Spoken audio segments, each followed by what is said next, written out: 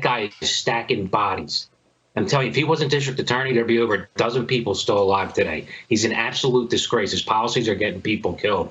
He should be keeping violent criminals in prison and sentencing them and getting them off the street, not putting them back on the street. He wants to be a defense attorney. Go back to doing defense attorney work. You don't do it and have this this program or this experiment on the backs of citizens of Philadelphia, because we are getting killed. You're killing not only people, but the tourist industry, restaurants and businesses downtown. Now, our police commissioner, who's a complete fraud, she's in over her head. Their big plan is to shut down the center city for several blocks each way. No traffic, no congregating. So that's great for businesses. So now we have businesses suffering because our leadership is lacking in Philadelphia. And our mayor is nothing but a lush and a loser. He's spineless, and he just sits in his office waiting because he's a lame duck. We're waiting to get out. He's another one who went to a re-education camp for communists. Well, all of them. I'm telling you, Larry Krasner has killed so many people for letting these people out of prison, no bail or low bail or dropping charges. We can almost every time trace back to where these guys should have been in prison,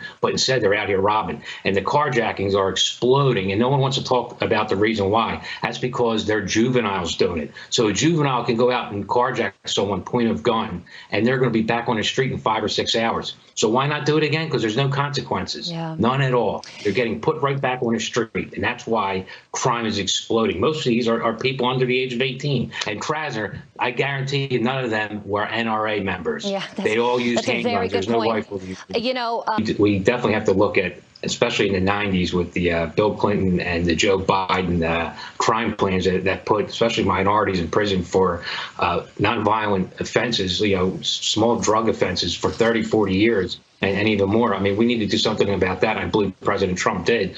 But right now, we need to prosecute violent criminals. They need to be put in prison.